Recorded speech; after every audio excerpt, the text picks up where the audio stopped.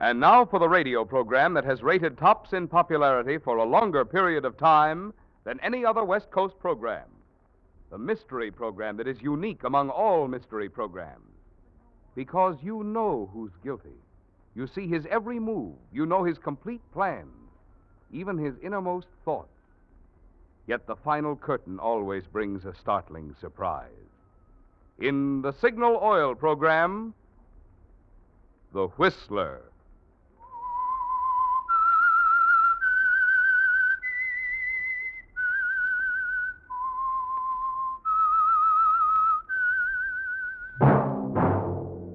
That whistle is your signal for the Signal Oil program, The Whistler.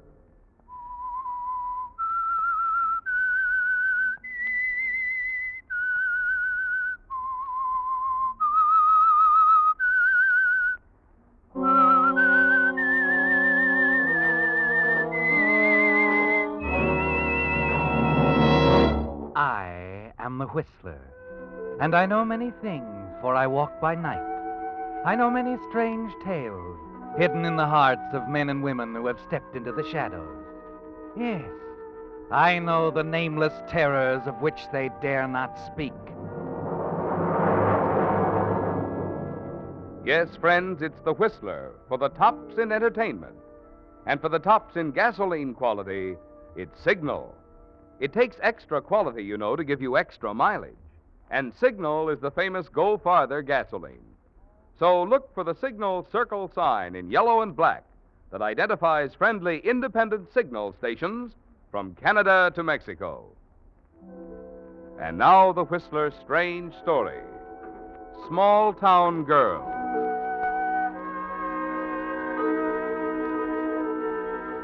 The young man was tall, tanned, and impressive. There wasn't a guest at Mrs. Parkford Smith's cocktail party who would deny that his presence had livened the affair considerably. The hostess especially appreciated Mr. Derek Marlowe, his gentle flattery, and his absurdly amusing story. Oh, Mr. Marlowe! Derek, you know that isn't true. It couldn't have happened that way. Oh, but it did, Smitty. And the story was a rage on the continent. Bob Leland was there. You remember, don't you, Bob? Yes, Derek, I remember. You and Bob must have had some rare old times together during your student days. Oh, we did. We did. We were always thinking of ways to break loose. Eh, Bob? Yes, we were. Now, Bob, in the interest of Anglo-American relations, you should have introduced us all to Derek a long time ago. Oh, sorry, Mrs. Oh, it's Park. all right, dear. We've made up for lost time. You are going to have to speak to him, though, Bob? Speak to him? Yes.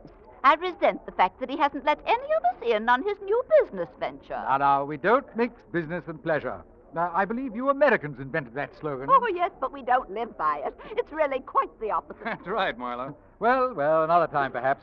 Besides, I think we have all the money we need now. Derek, Yes? I'm going to have to run along. Could I see you a minute first? Oh, certainly. Now, don't you keep him long. Remember, you're going to tell us the story about the Duchess. Yes. Oh, dear darling. We can go out on the terrace. You're being very mysterious, old boy.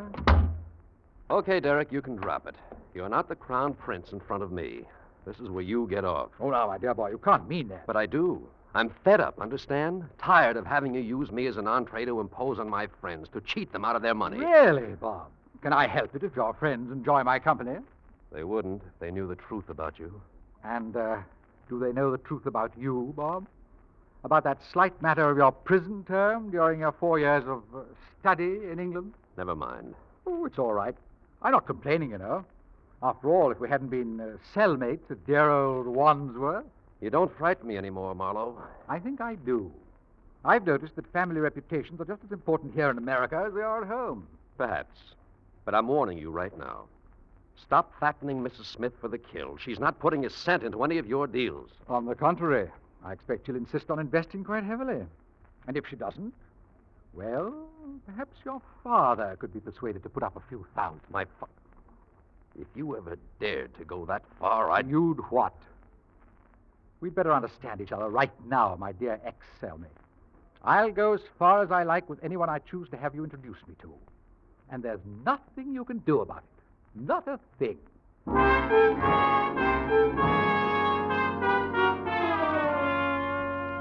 No, Derek, you're not worried about Bob Leland's threats, not for an instant. The offense that sent him to Wandsworth Prison while he was a student in England was a minor one. Little more than a college prank that backfired. But it did land him in a British prison. And with the importance of his father's position, it gives you the key you need to open wide the doors of society. That's what brought you here to America, isn't it? And living in Bob Leland's home, being accepted by his parents and introduced to his society friends, makes it all so easy. A few more weeks of gaining their confidence, and you'll be satisfied to leave Bob alone, to move on out of his life, a much wealthier man than when you arrived.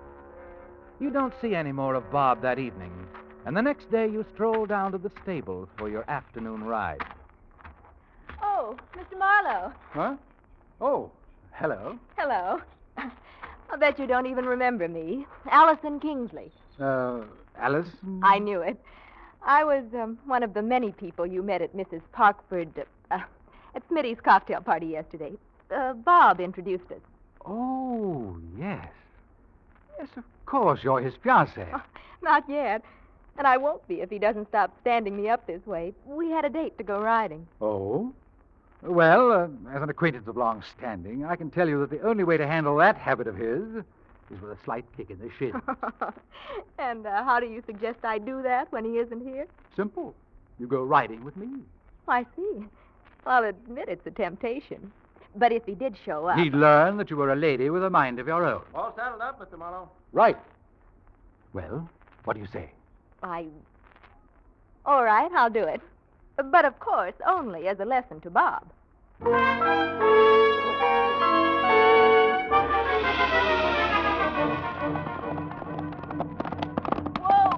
Whoa, boy, whoa. Oh, that was wonderful. You ride very well. Thanks. We ought to walk in, though. Cool the horses down. Oh, suits me. You know, Allison, this is much better than a cocktail party. I mean, to really get to know someone. Oh? You think you know me now? Like a book. You were born in Kansas. You come to the big city with ambitions to become a famous actress. You're a model by profession, awaiting the day when you'll get the big break. Unless Bob Leland talks you into marriage before that happens. Now you're making fun of me. Not at all. I admire you. In fact, I wish I could see you again, Allison. Here now, just how hard do you want me to kick Bob's shins? He might not like it if... Oh, Bob wouldn't mind. Not with me. I'm the best friend he has. I'm even staying at his home until I return to England. Yes, I know. How about dinner, Allison? Perhaps tomorrow evening? Well, I suppose I should convince Bob that I'm not just sitting around waiting for him. Supposing I call you, what? All right, Derek. Call me and we'll see.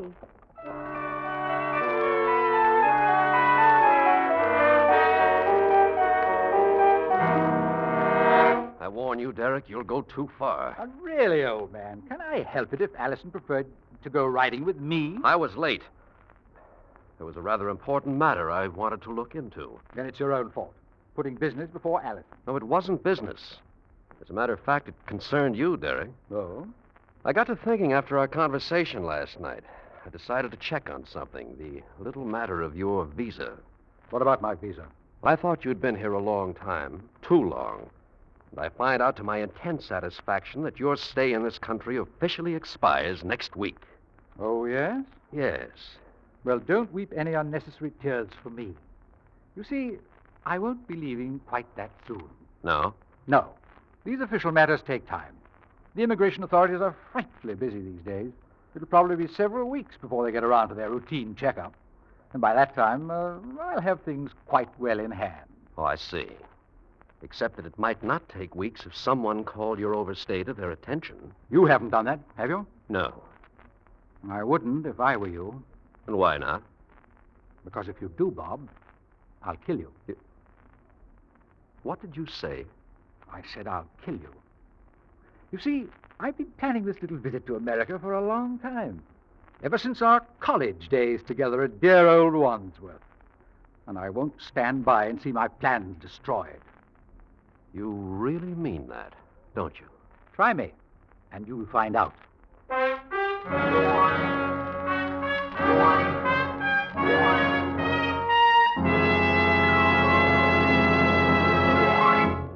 With the prologue of Small Town Girl, the Signal Oil Company brings you another strange story by The Whistler.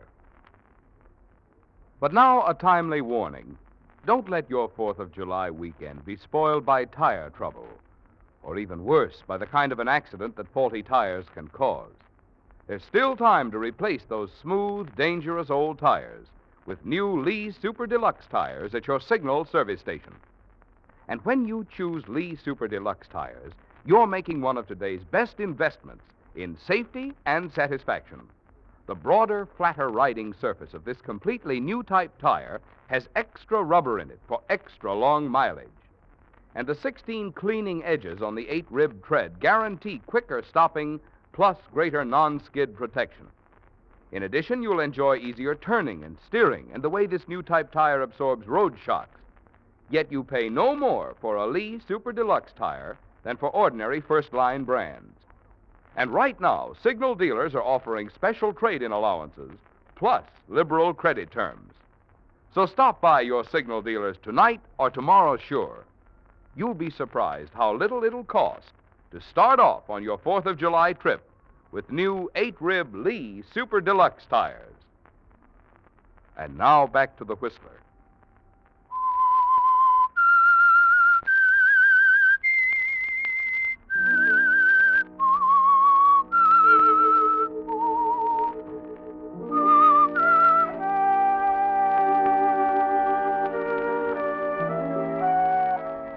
That makes it a stalemate, doesn't it, Derek? You'll use the fine art of threat with Bob Leland, and now he has a threat of his own. You wonder if he really would go to the immigration authorities, and it worries you, doesn't it? You need time to plant your deal with Mrs. Parkford Smith, time to nurture it and watch it grow. You realize you've got to get the upper hand again, to slow Bob down. And then you think of it. Allison, the girl Bob's in love with, the one person he wouldn't want to hurt, wouldn't want to learn about the sentence he served in that British prison.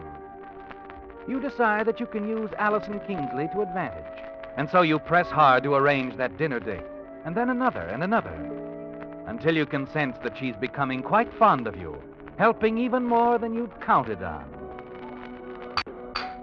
You know something, Derek? I know a lady who's positively captivated by you. Really, Allison? Really? That's a delightful coincidence. You see, I know a man who... Oh, now, wait a minute. The lady I speak of, she's Mrs. Parkford Smith. Oh, I thought... No, you didn't. Anyway, I had lunch with Smitty today. Oh, the old girl's really quite fond of you, isn't she? Oh, she's been wonderful. She's sponsor of the little theater group, you know. She's helped me more than I can say.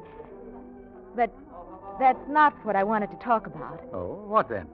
Derek, why don't you talk to her? Send her the brochures. Let her in on that venture of yours, whatever it is. You really think she'd like to invest something? I know it. She practically begged me to say something. And she has confidence in you, Derek, just as I have. Allison, you're a very fine person. If I thought for a moment there was a chance... Derek, don't spoil anything. No, I mean it. You'll be sailing off to England as soon as you've wound up your business here. I've known that all along. You'd never let yourself think seriously about an American girl. But why not? Why not, Allison? We get along so beautifully. But it would tie you down, Derek. Perhaps keep you here in this country. Oh, keep me in this country, but... Why, yes. Yes, it might do that. Allison, Yes, Derek? there's a moon tonight. What do you say if we get into the car and have a drive down by the sea? Do you really want to? Yes, I do want to. Very much.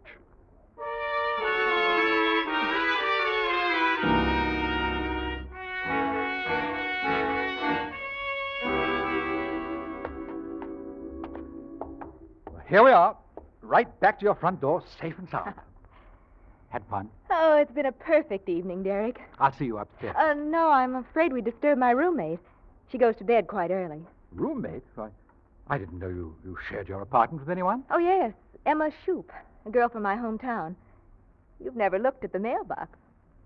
Emma Shoup, Allison Kingsley. Yes, We've shared an apartment ever since I arrived in New York. Well, do you think your friend Miss Shoup would mind so much? You know, you've never once asked me in. I'm afraid she would. Emma's a small-town girl. She's wonderful, actually, but she doesn't approve of some of my boyfriends, especially when they keep me out this late. Oh, I see. The ogre guarding the beautiful princess, is that it? Something like that. Well, perhaps I'll eventually get on her good side and charm her into submission. Perhaps. Well, anyway, it's pretty late tonight. Good night, Derek. And thanks again. Not at all. You know, Allison, I hope we can have many more evenings together. Derek, sometimes I don't know whether to believe you or not. I'd like to be sure, but... You can be. You can depend on me, Allison. I mean what I say.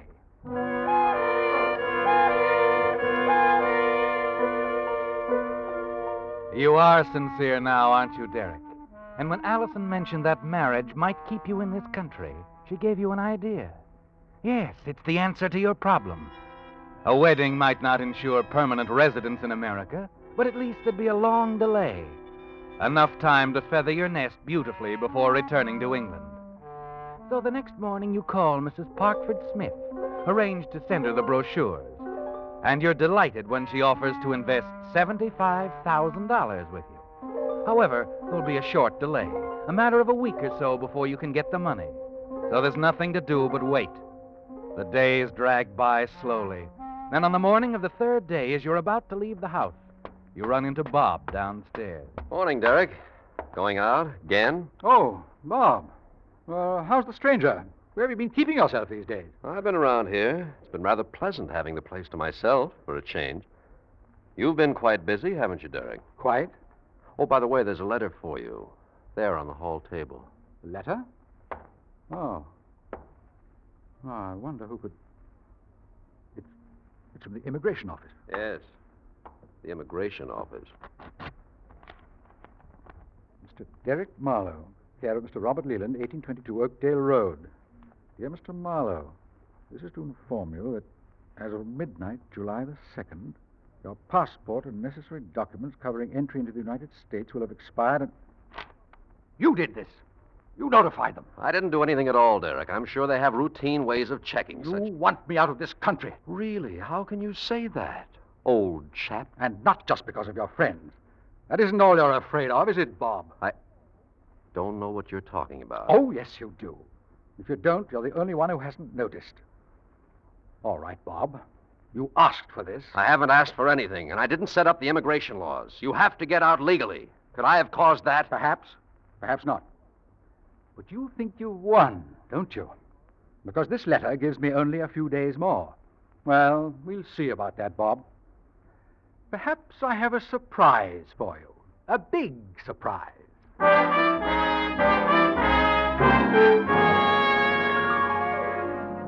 There's still a chance, Derek, to stay with your scheme, to get your hands on Mrs. Parkford Smith's $75,000. Only you'll have to propose to Allison a little sooner. You hope Allison won't think you're rushing things as you hurry to her apartment, anxious to have everything settled before the immigration authorities pay a call.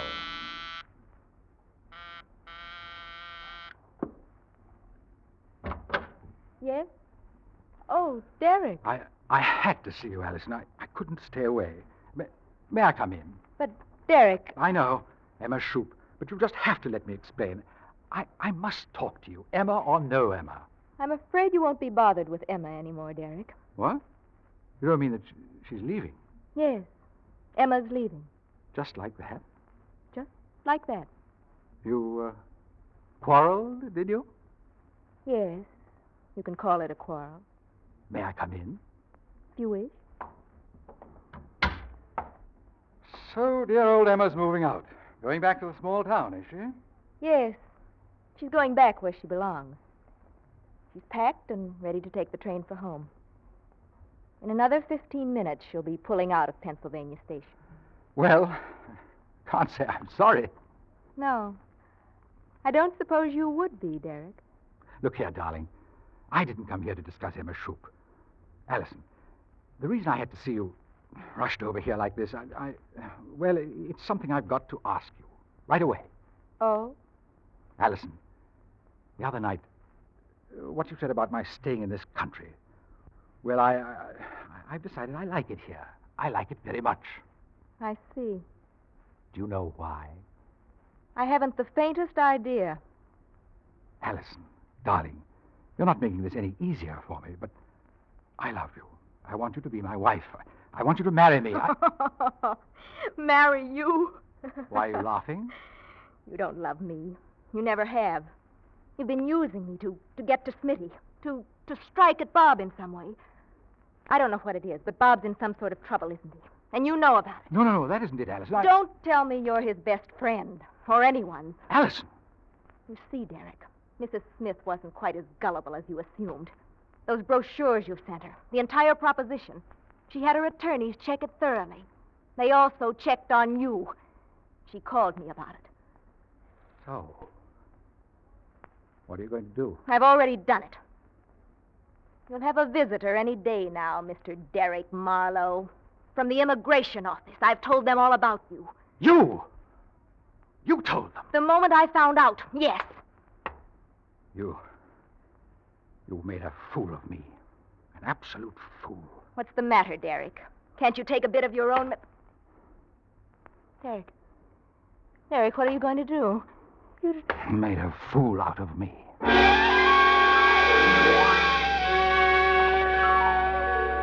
It happened swiftly, Derek. A few wild, unreasoning moments, and then you're standing over her, trembling, terrified at the realization that you've killed her. And just as suddenly, you know that you've got to find a way out. This is far more than attempted fraud, isn't it, Derek? It can mean your life. And then as you stand there, forcing yourself to think, something comes back to you. Your conversation with Allison when you first arrived at the apartment. Emma's leaving. You, quarreled, did you? Yes, you can call it a quarrel.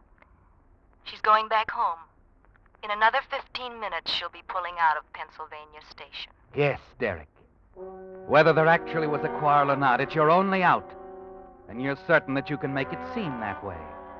You slip out of the apartment quietly, leave the building without being seen. 20 minutes later, you're back, and on your way to Allison's apartment with the house manager. Terribly sorry to bother you like this, Mrs. Fremont, but when Miss Kingsley didn't answer my ring... You say you heard someone in there with her a while ago? Yes, they seem to be quarreling. Oh, any idea who it was? Well, I'd rather not say. Well, we'd better talk to her.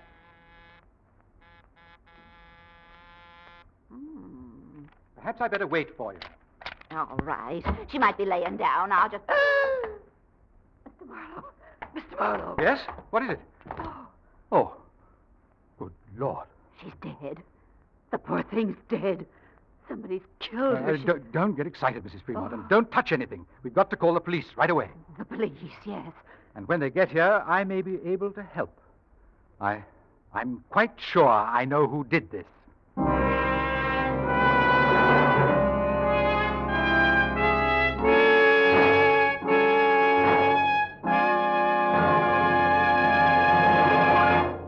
The Whistler will return in just a moment with a strange ending to tonight's story. Meantime, since next Monday, July 4th, you'll be celebrating the 172nd birthday of independence for America. It's interesting to note that since the war, there has been a tremendous rebirth of that independent spirit as more and more veterans go into business for themselves. That's particularly gratifying to us at Signal, because since the very beginning, Signal products have been sold only through independent dealers. At first, there were just a handful of them in Southern California. But drivers liked Signal products and services so well that the Signal family grew and grew. Until today, there are almost 2,000 Signal stations serving 6 western states from Canada to Mexico. Now, obviously, there must be good reasons why so many drivers have switched to Signal. To discover them for yourself, stop by your nearby Signal station before the 4th of July weekend and fill up with Signal, the famous Go Farther gasoline. You'll like it. And at independent Signal stations, you'll see a fine example of the American way of doing business that has made and kept our land such a great place in which to live and make a living. And now back to the Whistler.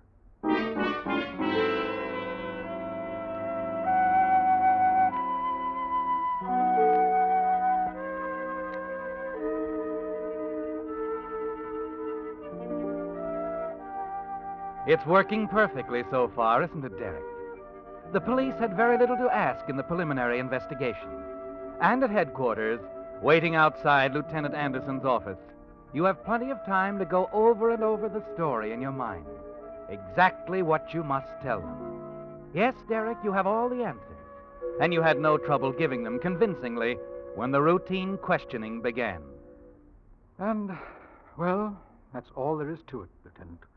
You can understand how shocked I was when Mrs. Fremont called me in and I saw poor Alice. Yeah, sure, we know about that. Now, let's see if I've got this straight. You went to the apartment the first time and heard her arguing with her roommate. Could you tell what the argument was about? Well, yes, that's why I didn't ring. I didn't want to embarrass Allison. They were quarreling over me. Yeah, I see. Allison and I were going to be married. Her roommate, Emma Shoup, felt that she wasn't being fair to Bob Leland. Leland, eh? Sergeant, you might as well bring him in here now. Yes, sir. Leland, in here. Lieutenant, Oh, so they finally caught up with you, did they, Derek? I'm afraid that's a bit of wishful thinking, Leland, and out of place, as usual. Never mind you two. Save it. Sit down. If you don't mind, Lieutenant, I hate to sit here chatting with him. After all, the girl I was in love with has been murdered, and you're not doing anything... Oh, yes, we are, Marlowe. The railroads will be checked, the airports and bus stations. We'll get this Emma Shoup in plenty of time. Emma Shoup? Wait a minute. What about Emma Shoup? Just before Miss Kingsley was murdered, Marlowe here went to her apartment. Heard the two of them arguing. Arguing? Allison And Emma Shoup. Oh, no. Oh, yes. Sorry to disappoint you, old man, but what they had to say to each other was pretty violent. You told the lieutenant that? It happens to be the truth, Leland. Is it, Derek? And this is one time when you've stretched the truth too far. There wasn't any argument, Lieutenant. There couldn't have been. No? And why not?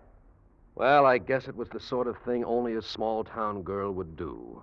But when Emma Shoup first came out here from Kansas, she stumbled on a simple trick to protect herself from phonies like you, Derek. She put two names on her mailbox. Her real name, Emma Shoup, and the name she hoped to make famous. Allison Kingsley. That's right, Lieutenant. Emma Shoup and Allison Kingsley were two names for the same girl.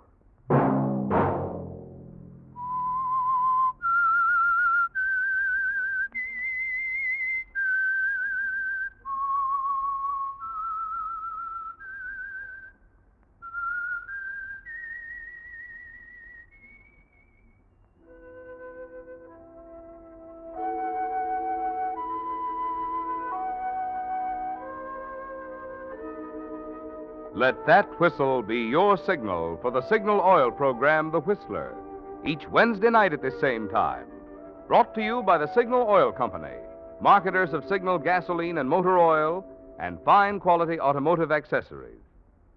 Signal has asked me to remind you, to get the most driving pleasure, drive at sensible speed, be courteous, and obey traffic regulations. It may save a life, possibly your own.